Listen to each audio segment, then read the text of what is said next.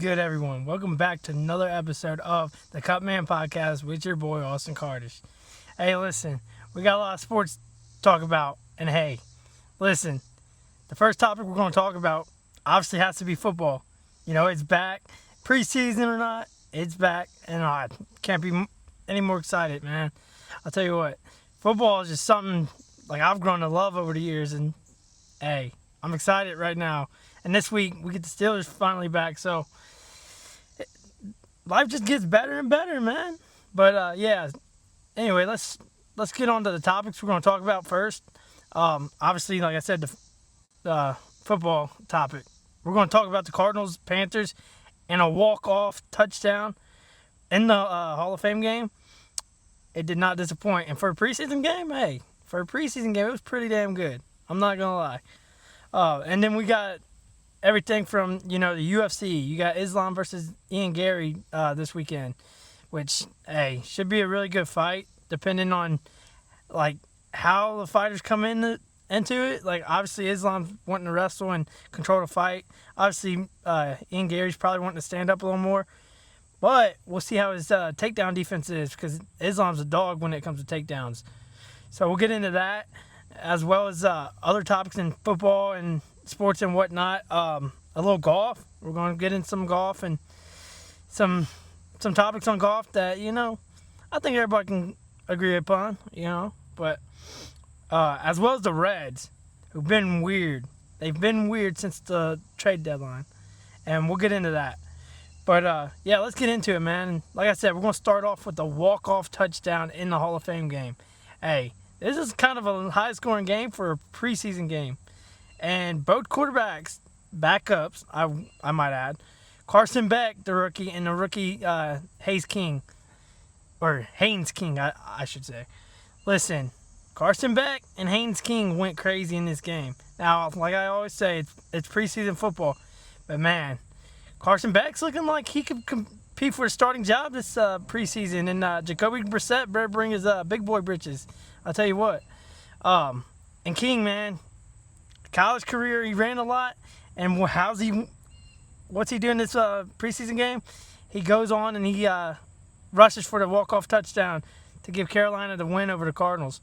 But regardless, man, Carson Beck looked really good. He surprised me personally. And, hey, like I said, Jacoby's on a one-year deal. And, I was watching Coach JB's show the other day, and he made a good point. He's on a one-year deal. That means you're not necessarily loyal to him. You don't have to, guarantee him the spot. He could be a really solid backup. And you can go in, you can get Carson Beck to see what he's got, and if he doesn't pan out, you go out and draft a quarterback in what experts are saying is a loaded draft class for quarterbacks this coming season. So, man, regardless, both quarterbacks balled out, and it was actually a pretty good game. And at the same time, you're getting Luke Kuechly, Larry Fitzgerald, and others in the Pro Football Hall of Fame, Drew Brees as well, Adam Vinatieri. It's pretty damn good game to watch. But man, like I said, I'm excited for the Steelers to be back this week. We got to go up against the Packers, and it's gonna be interesting to see what goes on with the Will Howard versus Aller for the QB3 gig, I would assume. But at the same time, Will Howard could compete for the QB2 job, depending on how Mason Rudolph looks. Now, here's the problem. If everybody looks good, we're probably going to go in with 4 quarterbacks into the season. Let's just put it like that. Barring any injuries or anything like that. So, it'd be interesting to see who can step up. I'm hoping Will shows signs that he can step up and be QB2. So after this season, we got Will Howard and Drew Aller potentially fighting for the starting gig. I'm tired of Mason Rudolph personally, but we'll see what happens. But yeah, Haynes King and Carson Beck, man, they look really good. And if they can improve upon their performances, Haynes King might be QB2 in Carolina, and Carson Beck could potentially start in Arizona, depending on how that situation pans out. But man, hey, regardless, football's back, baby. I know a lot of people are excited. I know a lot of people, you're not going to get on here and you watch preseason and whatnot. You don't like preseason, but I do. I like seeing the younger competition try and fight for a roster spot and see who can come through and win it. So, regardless, man, I'm just happy football's back. But yeah, and staying on football, man, listen. Zay Flowers and the Baltimore Ravens agreed to a contract extension. Now, personally, I'm kind of iffy on this extension because Zay Flowers is now going to make $35 million a year. And that's the same amount that Justin Jefferson's making. And if you had to ask me, like, the tier levels, I think Zay Flowers is like B tier compared to Justin Jefferson and the Jamar Chases of the NFL. I think they're on the A tier. So, hey, say what you want, but $35 million is kind of crazy. Now, listen, in terms of Zay Flowers, if they're going to offer that, of course accept that shit. Like, I mean, that's $35 million a year. That doesn't come around too often, you know? But yeah, man, I don't know. I think he struggles at times with ball security and a couple drops. I'm not going to say he's like necessarily known for his drops because I haven't seen him drop like a terrible amount. But, hey, regardless, the Ravens are paying Zay Flowers $35 million a year. And I've talked to some Ravens fans. I have. We'll let this motorcycle go by. Like, all the signs are there, get a motorcycle. But, hey, it's hot as shit. I'll tell you that. But no, back to the topic. Zay Flowers, man. Like I said, if they're going to offer it, take it. But at the same time, it's like, I don't think Zay Flowers is in a league with Justin Jefferson. So, it's kind of iffy. But I think the problem with Zay Flowers is just he lacks size. And that's nothing that he can control. You know, of course, he's got the route running and the speed and the yak and the ability to make players miss after the catch, which is really good, you know. So, but yeah, if you had to ask me, Zay Flowers, I don't think he deserved $35 million to be up there tied with Justin Jefferson with average money per year. But hey, I've seen crazier things happen, so who knows, man? What do y'all think? Y'all thinking the same thing as me, or you think, hey, whatever, he deserved it? Now, here's the thing. Now that he got paid, he's going to have to take a next step, which could be good, but, you know, it could be bad at the same time because if he takes that next step, he's probably going to be like, hey, I'm underpaid. That's just kind of how it is. But I'm sure the Ravens are wanting him to do it and see what happens. So, and not necessarily, he doesn't have to really play outside anymore. He's got Jacoby Lane. If he stays healthy and, you know, he lives up to the hype, he's going to probably play more outside. Zay's going to go inside where he's probably best used. Now, the problem is Lamar. Can Lamar give him the ball? And we'll see that. We'll see what happens. But, hey, it's interesting. It's interesting from Baltimore to pay him $35 million a year and whatnot. I'm not sure I would have. But, hey, to each their own, you know, to each their own. And like I said, man, it is hot. Like, I wanted to throw the fan on, but, you know, I'm toughening it out. It's one of the hottest weeks in the last few, like, month or so. But, hey, we're here. We're here. Regardless, we're here for y'all. And, yeah, let's stay on some NFL, some football, I should say, because we got a couple more topics on football. And the next one, it's kind of sucks to hear, but Eagles tackle Lane Johnson said that this is probably going to be his last year in the NFL. Now, Lane Johnson's such a good talent that he's going to go down as one of the best ever, you know. Now, am I saying he's like top 3 ever? I'm not sure top 3 or top 5, but he's one of the best to ever do it, you know. And he's been such a key part of the Eagles turning their franchise around and getting to a couple Super Bowls, winning one, and, you know, having a solid O-line. And obviously, previous years, you've lost Jason Kelsey. Now you're losing Lane Johnson. And, you know, if anybody can turn it around, though, and find a replacement for such an impactful player, it's, Howie Roseman? Is that their GM for Eagles? He's a really good GM, man. I'll tell you what. He's one of the best in the league for a reason. And he's not afraid to go make trades. He's not afraid to go sign players and trade players away that he thinks, hey, they could be playing really bad come next season.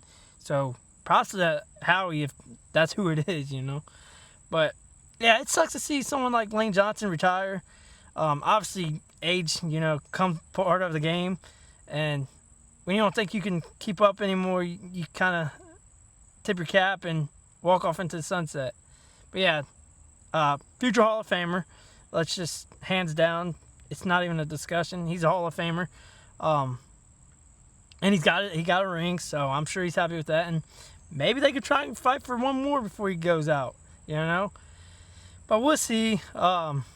That now, I gotta kind of keep tabs on Eagles games now, just to, watch that farewell tour. But hey, props to Lane Johnson having such a successful career in the NFL, and hey, can't say much more, man. It seems like he carries himself in a good manner, and he always respects the game from what I see. Obviously we don't know these athletes personally, but hey, teach their own, like I always say. And yeah, we're going to get on to more football, but this is in regards to another Hall of Famer and Peyton Manning, but it's regarding Peyton Manning's son, Marshall. Now listen, Marshall made his high school football debut the past few days, and it was in a scrimmage. And of course he's a freshman, so he's not going to start and whatnot. But hey, regardless, Marshall Manning, he came out there and as expected, he made some mistakes, and he also made some really good throws and decisions and whatnot. And he's got a lot to learn, but it just made me question, hey, if he goes into high school come next season in his sophomore season and goes on for further seasons, do you think Marshall Manning's going to be getting the hype that Arch Manning did? Because, I mean, if he goes and lives up to the Manning name, he's going to have to get some kind of recognition. And, hey, I see Tennessee calling for Marshall Manning, man. Obviously, Payne went there, and, they're going to always keep tabs on him. I wouldn't be surprised if they're ready to offer him or recruitment offer, whatever. Scholarship, I should say. I wouldn't be surprised if they're ready to just hand one to him, because that's how good Peyton was for him. But yeah, man, it's crazy. It's crazy to see these offsprings of Hall of Fame quarterbacks, man. And obviously you got Arch, who is Cooper's son, I believe, and Peyton's nephew. Now you got Marshall, Peyton's son. And you got other boys coming up, so hey, it's gonna be interesting to see how the pipeline works and whatnot. But hey, I think Marshall Manning, I think he's got the potential to be really good. And we'll see, man. Of course, like I said, it's his freshman year. He's not gonna start because we got an Ole Miss commit who's a senior starting, which you wouldn't expect a freshman to start over that. But the one thing I will say though that hurt his game, that wasn't necessarily his fault, was his center. Now, I'm pretty sure he was just in there with the other freshman, and his center, like every snap, snapped the ball over his head, and he had to go up and get it. So that hurt his game a little bit. But, he's got a lot to learn, and I think he's actually done really well for just a few snaps I've seen. But we'll see. I'll try to keep tabs on him coming up, and, hey, we'll see if he gets the same hype as Arch, And, hey, I will say this. I do expect Arch to step up his game and be a top 3 quarterback in this draft class, and not just because of his name and the hype, but because of his talent. I think he's going to step up that much. So, we'll see. But I hope he does, man. I really hate to see people, not live up to expectations, but, hey, go and hold on, let this rooster talk. But, no, man, I hope Arch goes out and exceeds expectations, I should say. And hey, we'll see, man. We still got the season to start next month, and see how he pans out, But yeah, Marshall Manning, he's on his way, guys. He's on his way. I'm sure hype will start coming soon. Someone's giving him hell. That's the thing, man. Like I always say, I just try to give y'all the real shit here, man. Like, you got the win, you're going to hear the win, I'm sure. You're going to hear these roosters in the back because, we're in the country. You're going to hear cars, you're going to hear people acting stupid. That's just how it is. That's life, Shit happens. And you're also going to see me sweat. You're also going to see me sweat because this shit's hot. But I'm going to brave it. But now, we're going to get on our next topic in UFC. Like I said, Islam versus Ian Garry. This card, it's not another motorcycle. See what I'm saying? Just when you think, you can't win a motorcycle enough, stuff happens. But no, like I said, UFC, Islam versus Ian Garry. This should be a really good fight, depending on how Ian Garry handles Islam's wrestling. Of course, he's going to come into this fight with the expectations that he's going to wrestle Ian Garry, and he's got one of the better takedown percentages in the UFC. So we'll see what happens. But hey, I'm interested in seeing if Ian Garry's actually putting in the work to try and stop his takedowns and try and outperform expectations, which is wrestling and whatnot. And hey, maybe it's more of a stand-up. Maybe Ian comes out and beats him. But I'm sure early on, Islam's a favorite. And if I had to go early on, I say Islam. But I'm not saying that with confidence because, you got Topuria losing to Gaethje. You got other stuff happening, Sean beating Khamzat. So, hey, crazy things are happening in the UFC this year. So I'm not going to necessarily put a landslide towards Islam. I'm going to give Ian a chance. And that's all he really needs. But who y'all got? Y'all got Islam or Ian? Man, it should be a really good fight. And like I said, this card's not necessarily stacked. The weird thing about it that I was looking into it seems like they got a lot of main card fights.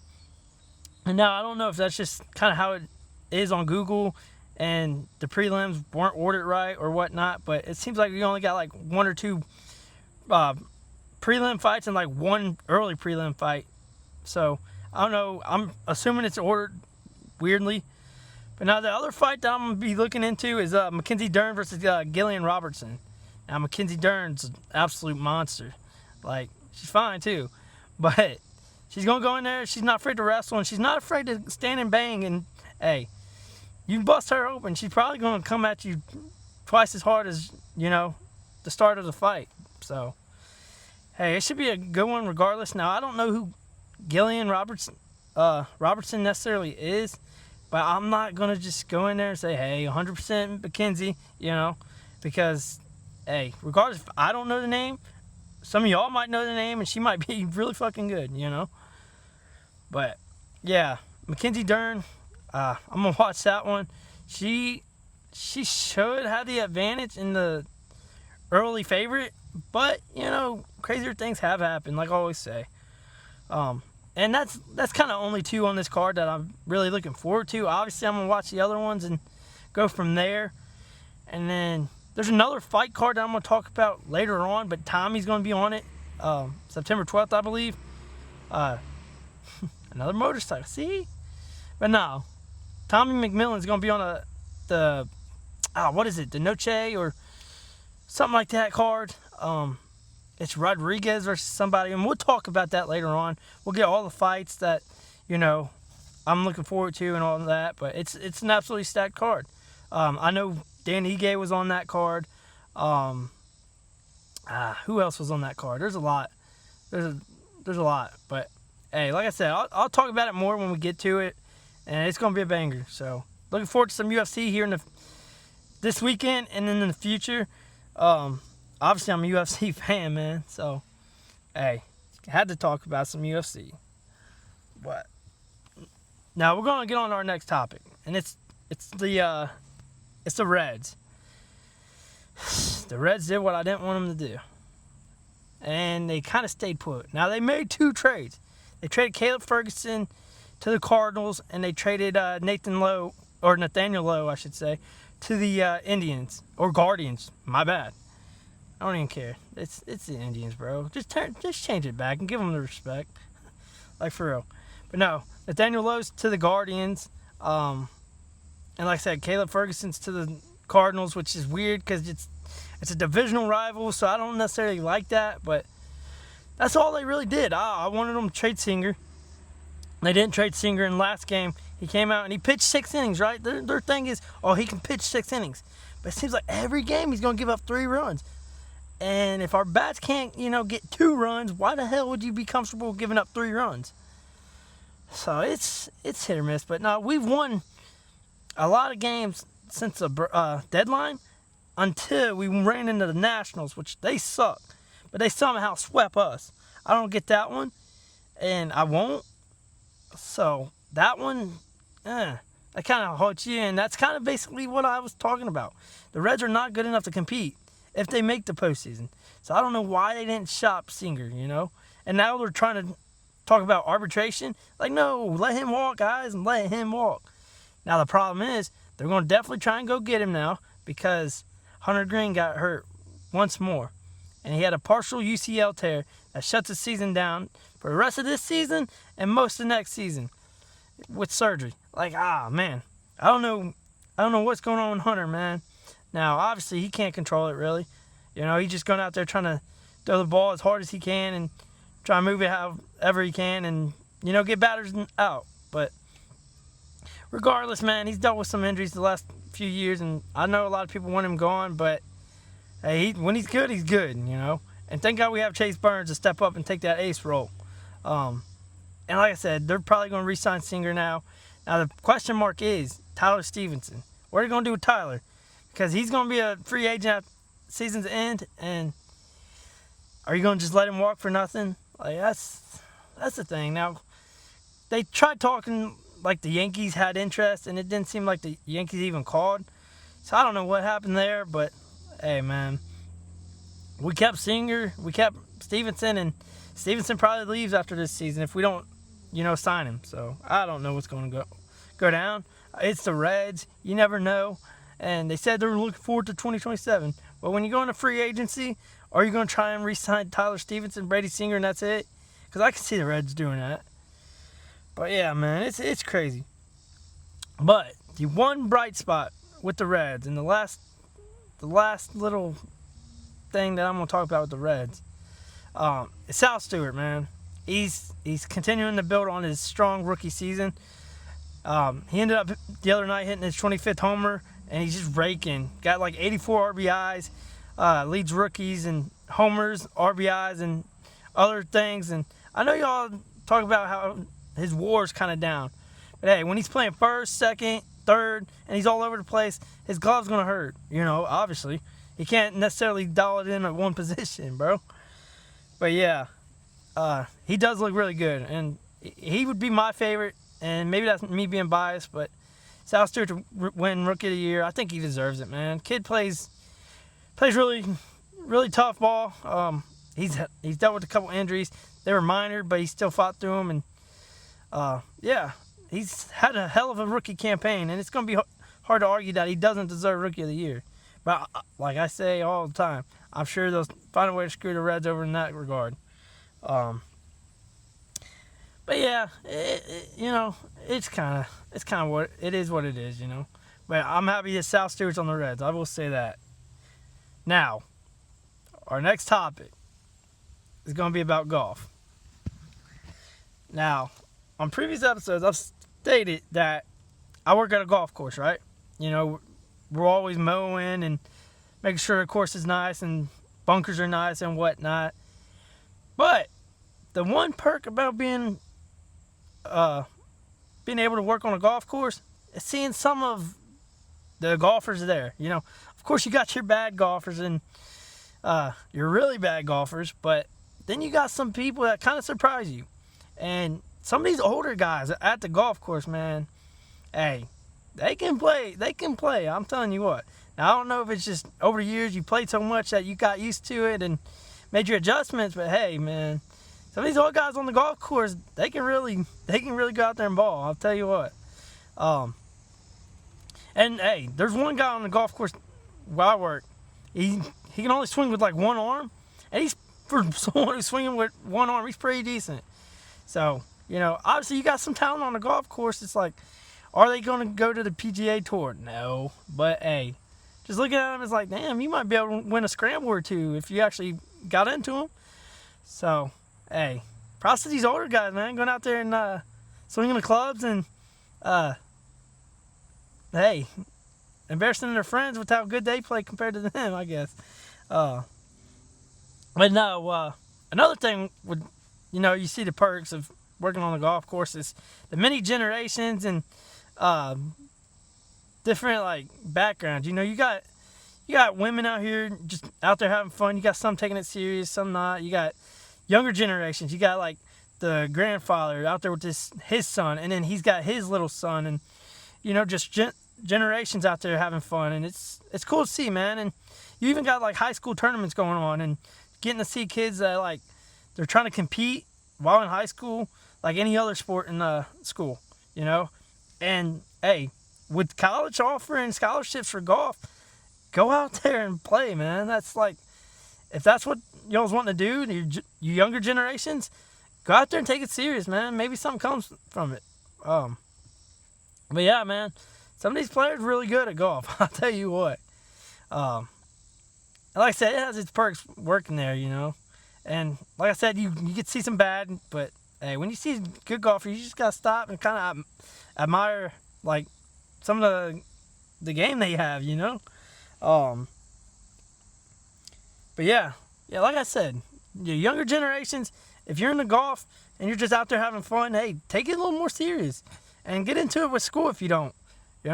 Some of these colleges are offering good money, and then, hey, if you somehow make it to the bigs, hey, some of these golfers can pay pretty penny, I'm telling you what. So, hey, take it serious, man. Like, I don't know how some of these kids are carrying bags around an entire golf course and walking it. I guess you're used to it, but hey, props to you all, man. Well, yeah, man, golf. It's an interesting sport. That's something that I haven't gotten into, and I can't say that I will, in terms of like trying to go out there and play. Like, I picked up a golf club once to, try and put a shot in, and yeah, that was for some money. That's the only reason I picked up the club. But I missed terribly, and I was like, yeah, this might not be it for me. So never gonna say that I'm a good golfer. Never gonna say that I even try to golf. So hey, to y'all who are actually good at it, good for you, man. Good for you. But yeah, that's kind of golf. That's kind of like the last like sports topic. Now we only got one more topic really to talk about, as far as I know right now. Now I might throw one in after this one, but it's kind of like sporty, but it's weird, Now the last topic I got to talk about is housekeeping games. And yeah, I said that. The housekeeping games. Now, when I first seen this, I was like, what the hell is this? Like, they're kind of making anything in the games these days. But housekeeping games. Now, I'm going to tell you what. Some of these games in the housekeeping games are kind of crazy. Now, you got, like, bed making. You got, like, toilet paper toss or something like that. And you got mop relay. And then you got vacuum cleaner race. So, it's like, at what point do you just stop making things and turning things into games? Like, really? You got housekeeping games with vacuum race, toilet paper relay, mop relay, I should say. It's just like, what the hell, man? Who came up with housekeeping games? Like, from what I read, housekeeping games is based off of a hotel situation or something like that. Alright, we got some showing off in their trucks. Hopefully they don't got them small ass tires on it. But hey. But no, man. I seen that the other day. I was like, what the hell is housekeeping games? And then I got to reading all the different games in it. I was like, this is kind of weird, It's like you took hotel maids and you put them into like a competition and you made it a big deal. And it's just crazy, man. It's just crazy to think about. Like, really, housekeeping games. Like, vacuum race, you gotta see who can vacuum a rug faster. Like, it's insane, man. But, yeah. it's just insane. The shit we come up with in this world, But have you all heard of vacuum games? Or vacuum games. See, I'm getting mixed up with how crazy it is. No, housekeeping games, I should say. Have y'all heard of that? It's absurd to me, man. Um, but yeah. Another thing I seen too, which this was kind of cool. I'll give it its props. I didn't know this was a thing. I didn't know rock skipping was a competition, like legit competition. Like growing up, watching people, go out there and skip some rocks, you're like, damn, that's kind of cool. Let me try it. And you get the hang of it. It's like, all right.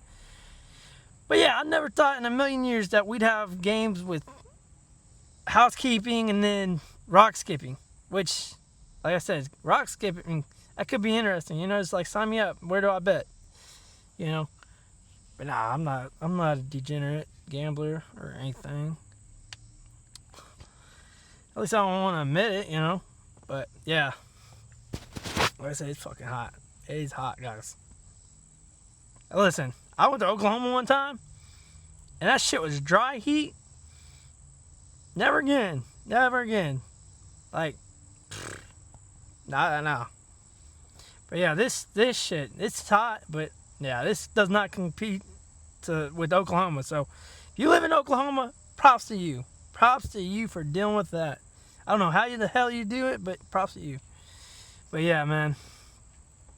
Yeah, that's basically kind of all we're going to talk about. Of course, we got the Steelers versus the Packers, like I mentioned. That is Thursday, I believe, with a few other games. You got the Bengals and the Lions. You got to watch out for Hendon Hooker. Bengals fans, you might want the Bengals to win that preseason game, but Hendon Hooker could be, he might make you mad that night. But don't take it, serious, Obviously, if you're a big football fan, watch the preseason games and just enjoy the night, man. We get football back. But yeah, man, it's good that football's back, man. That's peaceful. That's all I got to say, but yeah, let me know what y'all's thinking on the Zay Flowers contract. $35 million a year to compete with Justin Jefferson's $35 million a year. If you had to ask me, which one's better? It's not even a question. It's Justin Jefferson, Even with terrible QB play, it's Justin Jefferson. But yeah, man, props to Zay though for getting paid. Then, like I said, Islam versus Ian Garry this weekend. Tune into that. That should be a really good fight. McKenzie should throw a really good fight, Got the Reds, being the Reds, as always. But, yeah, craziness. But, yeah, it's getting hot. So I'm going to wrap this one up. And just with that, man, I'm just going to say, hey, by the time this episode drops and I get all the clips out, we'll probably hit it, but I'm 2K away from hitting 50K views on YouTube alone. Now, to some, that might not be nothing, but to me, that's crazy, considering we started this 7 months ago and we've only tried to grow it, And the fact that we're even sitting close to 50K, understanding that, like, I put videos out there to reach that many views.